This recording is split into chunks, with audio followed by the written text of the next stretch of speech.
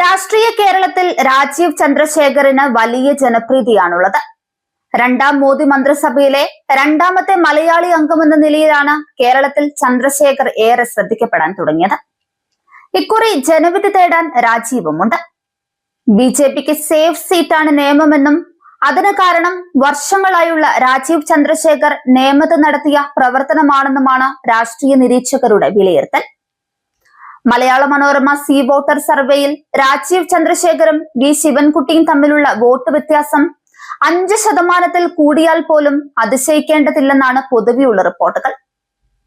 ഇക്കുറി ജനങ്ങളുടെ മനസ്സിൽ ഏറ്റവും വലിയ പ്രശ്നമായി കടന്നു വരുന്നത് ശബരിമല സ്വർണ്ണക്കൊള്ളയാണെന്നത് രാജീവ് ചന്ദ്രശേഖറിനെ പിന്തുണയ്ക്കും. പിന്നെ അവിടുത്തെ രാജീവ് ചന്ദ്രശേഖറിന്റെ ശക്തമായ പ്രവർത്തനവും വലിയൊരു ഘടകമാണ്. പ്രധാനമന്ത്രി മോദി കഴിഞ്ഞ ദിവസം കേരളത്തിൽ വന്നിട്ടും അവിടെ പോകാതെ രാജീവ് ചന്ദ്രശേഖർ നേമത്ത് തന്നെ ക്യാമ്പടിക്കുകയായിരുന്നു എന്നത് എത്രമാത്രം ഗൗരവം രാജീവ് ചന്ദ്രശേഖറും ബി.ജെ.പിയും നേമത്തിന് കൽപ്പിക്കുന്നുണ്ട് എന്നതിന്റെ സൂചനയാണ്.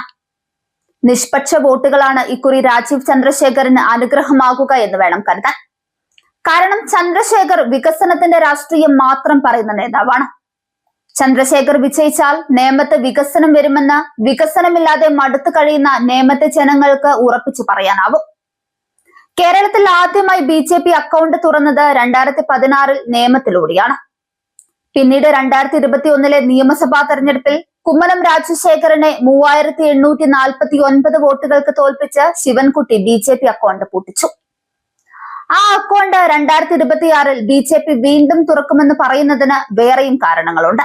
അത് നോക്കാം. 2024 ലോക്സഭാ തെരഞ്ഞെടുപ്പിൽ തിരുവനന്തപുരം ലോക്സഭാ മണ്ഡലത്തിൽ ചന്ദ്രശേഖർ മത്സരിച്ചപ്പോൾ നേമം നിയോജക മണ്ഡലം ബി.ജെ.പിക്കൊപ്പമാണ് നിന്നത്. ചന്ദ്രശേഖർ അന്ന് ഏറ്റവും കൂടുതൽ വോട്ട് സമാഹരിച്ചതും നേമത്ത് നിന്ന് തന്നെയാണ്. അന്ന് നേമത്ത് തൊട്ടടുത്ത എതിരാളിയായ ശശി തരൂരിനേക്കാൾ 22,000 വോട്ടുകൾ രാജീവ് ചന്ദ്രശേഖറിന് അധികമായി ലഭിച്ചു. 2025 തദ്ദേശ സ്വയംഭരണ സ്ഥാപനത്തിലേക്ക് നടന്ന തെരഞ്ഞെടുപ്പിലും നേമം ബി.ജെ.പിക്കൊപ്പമാണ് നിന്നത്. തിരുവനന്തപുരം കോർപ്പറേഷനിൽ നേമം നിയോജക മണ്ഡലത്തിൽ 25 വാർഡുകളാണ് ഉള്ളത്. ഇതിൽ 17ലും ബി.ജെ.പിയാണ് ജയിച്ചത്. LDFന് 5ഇടത്താണ് ജയിക്കാനായത്. പക്ഷെ അന്ന് ബി.ജെ.പിയുടെ ശക്തി കേന്ദ്രങ്ങളായ തൃക്കണ്ണാപുരവും പുന്നൈക്കാമുകളും LDF ബി.ജെ.പിയിൽ നിന്നും പിടിച്ചെടുത്തു. നേമത്തെ വാർഡുകളിലെ മൊത്തം കണക്കെടുത്താൽ ബി.ജെ.പിക്ക് CPMനേക്കാൾ 8,000 വോട്ടുകൾ അന്ന് അധികം ലഭിച്ചു. കോൺഗ്രസ് ശബരിനാഥൻ എന്ന ശക്തനായ സ്ഥാനാർത്ഥിയെ നിർത്തിയതും ചന്ദ്രശേഖറിന് അനുകൂലമാക്കുമെന്ന പ്രതീക്ഷയ്ക്ക് കരുത്തു പകരുന്നുണ്ട്. കോൺഗ്രസ് വോട്ടുകൾ പോലും വി ശിവൻകുട്ടിക്ക് മറിച്ചു നൽകുന്ന LDF-UDF രഹസ്യ ഡീൽ 2021 നടന്നിരുന്നു. എന്നാൽ 2026 കോൺഗ്രസ് അവരുടെ ശക്തനായ സ്ഥാനാർത്ഥിയായ ശബരിനാഥനെ നിർത്തുന്നതും ചന്ദ്രശേഖറിന് അനുകൂലമാക്കുമെന്നതിൽ സംശയമില്ല. SDPI ജില്ലാ പ്രസിഡന്റ് ലത്തീഫിന്റെ പരസ്യ പ്രസ്താവനയിലാണ് ശിവൻകുട്ടിയുടെ പ്രതീക്ഷ. 2021 SDPIയുടെ വോട്ടുകൾ ശിവൻകുട്ടിക്ക് നൽകുകയായിരുന്നുവെന്നാണ് ലത്തീഫ് പ്രസ്താവിച്ചത്. SDPI വോട്ടുകൾ വേണ്ടെന്ന് പറയാൻ CPM നേതാക്കൾ ആരും തയ്യാറാകാത്തതും ശ്രദ്ധേയമാണ്.